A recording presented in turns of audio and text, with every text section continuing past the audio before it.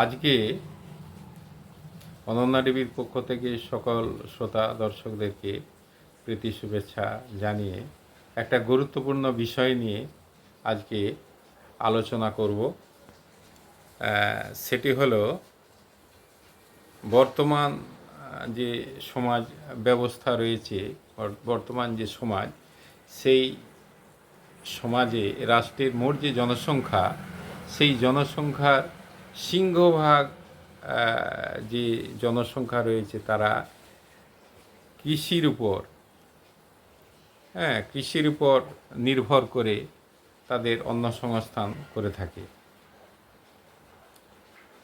খুব কষ্ট করে রোদে জলে, কি বর্ষাকাল কি গ্রীষ্মকাল, সমস্ত কি উপেক্ষা করে মাথার ঘাম পায়ে ফেলে তারা দিনরাত গাধার মতো পরিশ্রম করে তারা চাষবাস করে থাকে, ধান চাষ করে থাকে।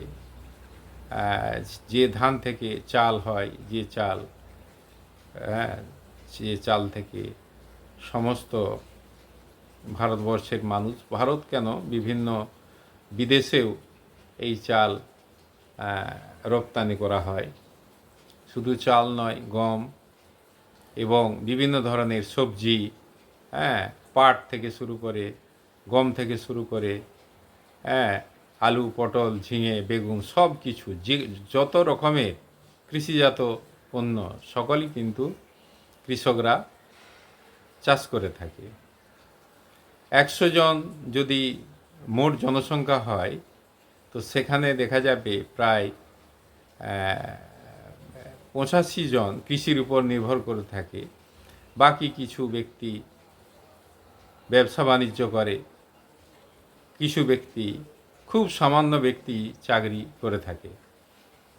তো সেক্ষেত্রে দেখা যাচ্ছে যে এই যে কৃষক, সিংহভাগ যে জনসংখ্যার বেশিরভাগ মানুষ যে কৃষক, তারা এত পরিশ্রম করে, এত কষ্ট করে, এত মাথার ঘাম পায়ে ফেলে দিনরাত গাধার মতো পরিশ্রম করে যাচ্ছে। তার ফলে দুবেলা দুমুঠো খাওয়ার জন্যে তারা কিন্তু আপ্রাণ চেষ্টা করছে। কিন্তু দুঃখের বিষয়, আমি যেহেতু চাষির ছেলে, চাষবাস, কিছু জমি আছে, চাষবাস করে থাকি। প্র্যাকটিক্যাল যে চাষের যে কিভাবে চাষ করতে হয়, চাষ থেকে কত খরচা হয় এবং কত লাভ হয়, বা চাষ থেকে যে ইনকাম কত হয়, তার প্র্যাকটিক্যাল দৃষ্টান্ত কিন্তু আমি নিজে, অর্থাৎ চাক্ষুষ প্রমাণ, বাস্তব অভিজ্ঞতা আমার রয়েছে। আমি নিজে হাতে সব রকম চাষই করেছি, ধান চাষ, আলু চাষ, পটল, বেগুন, সব রকম, কম বেশি সব রকম চাষই আমি নিজে করেছি। তো সেক্ষেত্রে দেখা যাচ্ছে চাষের যে বিষয়টা, সেই বিষয়টা সম্পর্কে আমার একটা অভিজ্ঞতা রয়েছে। তো সেক্ষেত্রে দেখা যাচ্ছে যে এই যে কৃষক সম্প্রদায়, এই কৃষক সম্প্রদায় যে কী হারে বঞ্চিত হচ্ছে, কী হারে মার খাচ্ছে চিরকাল, তাদের যে কষ্ট, তাদের যে যন্ত্রণা, তাদের যে বেদনা, তাদের যে বঞ্চনা, তাদের যে নিপীড়ন, এটা দেখার মতো কেউ নেই। কি রাষ্ট্র, কি সমাজের যারা বুদ্ধিজীবী মানুষ এবং সমাজে যারা এই সব বিষয় নিয়ে চিন্তাভাবনা করে, আমার মনে হয় তারা প্রকৃতপক্ষে আন্তরিকভাবে কৃষকদের পক্ষে আছে বলে আমার মনে হয় না। কারণ সেটা যদি হতো, তাহলে কৃষকদের এই যে চোখের জল, বহু কৃষক চাষবাস করতে গিয়ে প্রচুর দেনার দায়ে তারা কিন্তু বাস্তবিক যে যন্ত্রণা, সেই যন্ত্রণা থেকে তারা কিন্তু তাদের জীবন বিপন্ন হয়ে যায়। অর্থাৎ প্রচুর দেনা করে চাষবাস করে থাকে। সেই দেনা, সেটা ব্যাংকে হতে পারে, প্রাইভেট কোনো ব্যক্তির কাছ কাছে হতে পারে, সে টাকা পয়সা, প্রচুর টাকা পয়সা দেনা করে চাষবাস করে থাকে। সেই চাষ থেকে তাদের আশা যে চাষ থেকে যে লাভ হবে, সে লাভ দিয়ে কিছু টাকা তারা দেনা শোধ করবে, এটা তাদের আশা আকাঙ্ক্ষা থাকে। কিন্তু বাস্তবিক ক্ষেত্রে দেখা যায় যে হারে চাষের খরচা, সে হারে কিন্তু চাষে লাভ হয় না। তাহলে অনেকে দেখা যাবে যে বিভিন্ন শহরের যারা বাবু, যারা সরকারের যারা মেশিনারিতে যারা রয়েছে, বিভিন্ন আমলা আধিকারিক থেকে শুরু করে যারা, এমনকি মন্ত্রী পর্যায়ের যারা ব্যক্তিত্ব, তারা মনে করে যে আমরা তো 40 টাকা আলু খাচ্ছি, আমরা তো 30 টাকা আলু খাচ্ছি, তো চাষিরা তো প্রচুর টাকা পাচ্ছে। হ্যাঁ, কাঠায় 2 কুইন্টাল করে আলু হচ্ছে। হ্যাঁ, তো সেখানে দেখা যাচ্ছে যে প্রচুর টাকা পেয়ে যাচ্ছে।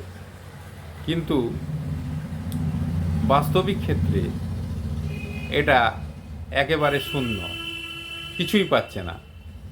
তার প্রকৃষ্ট উদাহরণ হচ্ছে আমি নিজে। একটা উদাহরণ দিয়ে বলি, সেটা হচ্ছে, ধরুন যখন আলু তুলছে, কাঠাতে ধরুন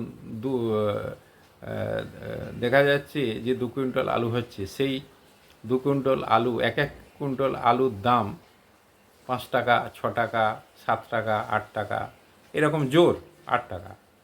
তো সেখানে দেখা যাচ্ছে যে টাকাটা খরচা হচ্ছে, খরচের যে দিক, খরচের দিক কয়েকটা দিক আমি বলি। যেমন ধরুন ল্যাঙ্গল খরচা, ট্র্যাক্টর যে খরচা প্রচুর বেড়ে গেছে, তেলের দাম বেড়ে গেছে, ট্র্যাক্টর খরচা বেড়ে গেছে। তারপরে জল, হ্যাঁ, পাম্প সেট বা মিনি থেকে যে জল নেওয়া হয়, হ্যাঁ, ফসলটা তোলার জন্য যে মোট জল খরচা হয়, একটা বিরাট বড় পরিমাণ জল খরচা হয়। তারপরে লেবার খরচা, তারপরে ওষুধ খরচা। বর্তমান যুগে ওষুধ খরচা এত বেশি যে সেখানে একদম চাষিরা কিন্তু প্রায় বিপন্ন অবস্থায় থাকে, কারণ প্রচুর পরিমাণ পোকামাকড় প্রভৃতি উপদ্রব থাকে। তো সেই ক্ষেত্রে দেখা যায় যে খরচাটা হয়, সে খরচা চেয়ে যে আলু বিক্রির সময় যে টাকাটা হয়, সেখানে দেখা যায় অনেক কম টাকা পেয়ে থাকে, অর্থাৎ লস হয়ে থাকে। তো 8 টাকা 10 টাকা জোর যদি হয়ে থাকে, বেশিরভাগ দেখা যাচ্ছে 5 টাকা 6 টাকা দামে আলু কিন্তু কৃষকরা বিক্রি করছে। হ্যাঁ, তো যদি বেশি হয়ে থাকে 8 টাকা 10 টাকা হয়তো হচ্ছে। তো সেক্ষেত্রে এখন কলকাতার বাবু বা বিভিন্ন শহরের যারা বাবু বা কর্তা ব্যক্তি যারা সব আমলা রয়েছে, তারা মনে করছে যে আমরা তো 30 টাকা 40 টাকা কিনে খাচ্ছি, তাহলে চাষিরা তো প্রচুর টাকা পয়সা পাচ্ছে। কিন্তু না, পায় না। আমি নিজে তার উদাহরণ হিসাবে, আমি নিজে প্র্যাকটিক্যাল অভিজ্ঞতা আমার রয়েছে। তো এত টাকা কেন হচ্ছে তাহলে? যখন কলকাতায় এসে জুটছে সেই 8 টাকা 10 টাকার আলু, হ্যাঁ, 5 টাকা 6 টাকা 8 টাকা 10 টাকার আলু, সেখানে 30 টাকা 40 টাকা দামে খেতে হচ্ছে। তাহলে মাঝে কারা? মাঝে বিভিন্ন রকম দালাল রয়েছে, সিন্ডিকেট রয়েছে, আলু ব্যবসার বেশ কিছু নেতা মন্ত্রী থেকে শুরু করে, হ্যাঁ, অনেক প্রশাসনের ব্যক্তি তারা জড়িত রয়েছে। তারা দেখা যাচ্ছে যে তাদের মধ্যে একটা ইউনিয়ন রয়েছে, সেই ইউনিয়ন একটা মোটা টাকা, হ্যাঁ, মাঝে যে টাকাটা প্রায় 24-25 টাকা তারা কিন্তু খেয়ে নিচ্ছে। হ্যাঁ, এটা দেখার মতো পরিবেশ পরিস্থিতি কিন্তু সরকারের নেই। তো আমি একটা ব্যথার জায়গা, যন্ত্রণার জায়গা থেকে বলছি যে কৃষকরা এত কষ্ট করে, হ্যাঁ, একটা ফসল ফলাতে 4 থেকে 5 মাস টাইম লেগে যাচ্ছে, সেই দিনরাত পরিশ্রম করে গাধার মতো যে পরিশ্রমটা করে, কলকাতার বাবুদেরকে আমি বলবো, তাদের প্রতি শ্রদ্ধা রেখেই বলবো যে আপনারা যে বসে বসে আলোচনা সমালোচনা বিভিন্ন রকম করে থাকেন, আপনারা যদি একবার যেয়ে দেখেন যে চাষিদের অবস্থা, করুণ অবস্থা, সেই অবস্থা দেখলে আপনাদের চোখে কিন্তু জল এসে যাবে, এটা স্বাভাবিক ঘটনা। কিন্তু দুর্ভাগ্যের বিষয়, আমাদের যে সরকার রয়েছে সেই সরকার চাষিদের বিষয়ে আন্তরিকভাবে তারা কিন্তু গুরুত্বপূর্ণ সহকারে তারা কিন্তু চাষিদের বিষয়টাকে দেখে না। যদি দেখতো তাহলে আমাদের যে কৃষিমন্ত্রী রয়েছে সে কলকাতার বাবু, চাষের কিছুই জানে না, কিছুই বোঝে না। আলুটা যে কোথায় হয়, মাটির নিচে না মাটির উপরে না গাছের ডালে হয়, সেটা কিন্তু জানে। সাবজেক্টিভ নলেজ কিছুই নেই। এটা হচ্ছে শাসন ব্যবস্থা, প্রশাসনিক পরিবেশ পরিস্থিতি, এরকম সিচুয়েশান। তা আমার কথা হচ্ছে যে ব্যক্তি চাষের কিছু বোঝে না তাকে কৃষিমন্ত্রী করে দেয়া হলো। হ্যাঁ, যে ব্যক্তি শিক্ষার কিছু বোঝে না তাকে শিক্ষামন্ত্রী করে দেয়া হলো। এই যে আমি সামগ্রিক ক্ষেত্রে যে সবাই হচ্ছে সেটা বলছি না। হ্যাঁ, যে কলকাতায় বসে আছে মানে চাষের কিছু বোঝে না মানে প্র্যাকটিক্যাল, এটা কিন্তু সব ক্ষেত্রে প্রযোজ্য নয়। তো আমার বক্তব্য হচ্ছে আরও তো ব্যক্তি রয়েছে, জেলায় বেশ কিছু নেতা রয়েছে, এমএলএ এমপি যারা সব রয়েছে, তারা চাষের বোঝে, তারা প্র্যাকটিক্যাল বিষয়গুলো বোঝে, তাদের চাষিদের যে কী জ্বালা যন্ত্রণা কষ্ট বেদনার জায়গাগুলো তারা বোঝে। তাদেরকে যদি আমার মনে হয় যে ওই দপ্তর বা ওই জায়গাটা দেয়া হয়, তারা অনেকটাই আন্তরিকভাবে দেখবে বলে এটা আমার ব্যক্তিগত ধারণা। হ্যাঁ, তো এই যে জিনিসগুলো এগুলো কিন্তু করা হয় না। হ্যাঁ, চাষিরা যখন লক্ষ লক্ষ টাকা দেনা করে চাষ করে, চাষ করার পরে যখন দেখা যাচ্ছে যে দাম পায় না, বা প্রাকৃতিক কারণও অনেক সময় দেখা যায় চাষের ফসল নষ্ট হয়ে যায়। যেমন ধরুন ধান পেকে আসছে, সেই সময় যদি প্রচণ্ড জল হয়, বৃষ্টি হয়, তাহলে কিন্তু ধান পচে যাবে, নষ্ট হয়ে যাবে। আলুর ক্ষেত্রেও সে একই অবস্থা, বা গমের ক্ষেত্রেও একই অবস্থা। তো সেক্ষেত্রে একেবারে শূন্য, 20 লক্ষ 30 লক্ষ টাকা খরচা করে যে চাষবাস করছে সেই চাষিরা, হ্যাঁ, দেখা যাচ্ছে প্রাকৃতিক কারণে কিন্তু সমস্ত ফসল নষ্ট হয়ে যাচ্ছে। তো সরকার থেকে এর ক্ষতিপূরণ একটা দেওয়ার ব্যবস্থা আছে, সেখানে কত দেবে?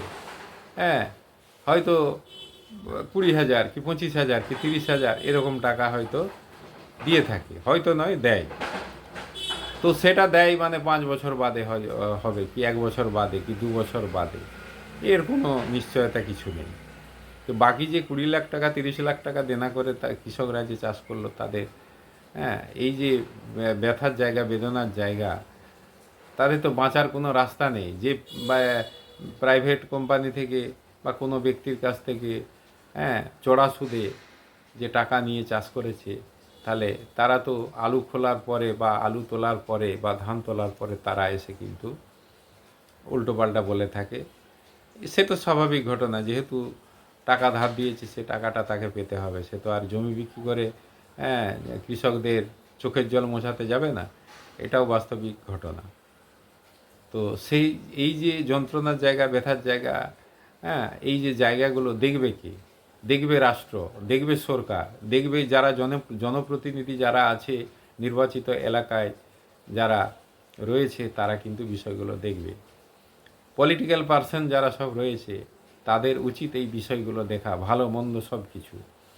যখন ভোট হয় তখন ভোটের আগে তারা প্রতিশ্রুতি দিয়ে থাকে কৃষকদের জন্যে, কৃষক যারা রয়েছে তাদের জন্য এই সুযোগ সুবিধা দেয়া হবে, কৃষকদের একটা নিরাপত্তার জায়গা দেয়া হবে। হ্যাঁ, নিরাপত্তার জায়গা বলতে অনেক কিছু পরিকল্পনা কিন্তু সরকার নিয়েছে, সেটা কিন্তু পর্যাপ্ত নয়। কৃষক বন্ধু, সেখানে দেখা যাচ্ছে যদি 30 লাখ টাকা ক্ষতি হয়ে যায়, বন্যাতে নষ্ট হয়ে যায়, সেখানে হয়তো 2,000 টাকা কি 5,000 টাকা কি 10,000 টাকা পেল। এটা তো ঠিক নয়। আমার কথা হচ্ছে যে যে প্রাকৃতিক বিষয়ে, প্রাকৃতিক কারণে যে নষ্ট হয়ে গেল সেটা আলাদা কথা, কিন্তু আর্টিফিশিয়ালি যে কৃষকরা যে দাম পাচ্ছে না, দালালরা খেয়ে নিচ্ছে, সিন্ডিকেট চলছে, এটা রাজনৈতিক যারা জনপ্রতিনিধি যারা সব রয়েছে তাদেরকে দেখা উচিত। একটা দলের যে ম্যানিফেস্টো থাকে সেই ম্যানিফেস্টোতে তারা বলে থাকে কৃষকদের নিরাপত্তার জায়গা, হ্যাঁ, বিনা পয়সায় বিদ্যুৎ দেওয়া হবে, বিনা পয়সায় ওষুধ দেয়া হবে, বিনা পয়সায় বীজ দেয়া হবে, এই যে কথাগুলো বলে থাকে ঘোড়ার ডিম, কিচ্ছু হয় না, লবডঙ্কা। তা আমার বক্তব্য হচ্ছে যে সমাজটা দাঁড়িয়ে আছে কৃষকদের মাথার উপরে দাঁড়িয়ে আছে, যে সমাজের ধারক বাহক পরিচালক হচ্ছে কৃষক বন্ধু, সেই কৃষকদেরকে দেখার মতো পরিস্থিতি নেই। আজকে কলকাতার যে বাবুরা যারা সব রয়েছে, আমি তো কলকাতায় দীর্ঘদিন আছি, এখনও কলকাতাতেই আছি এবং এখানেই পড়াশোনা করেছি, সব কিছু জানি, দেখি তো যে গ্রামের যারা মানুষ, যারা গ্রামেতে রয়েছে, চাষাভুষো মানুষ, তাদেরকে ঘৃণার চোখে দেখা হয়, তাদেরকে করুণার চোখে দেখা হয়, তাদের প্রতি আন্তরিকতা, ভালোবাসা, প্রেম কিচ্ছু নেই, দয়া, এটা বাস্তবিক ঘটনা। কি মনে করবে জানি না, আমি এটা সামগ্রিক চিত্রটা বলে থাকি। গ্রামের ছেলেদেরকে গাইয়া বলে থাকে শহরের বাবুরা। তো এই যে জিনিসটা, এটা কিন্তু সবসময় খুবই ব্যথা দেয়, বেদনা দেয়।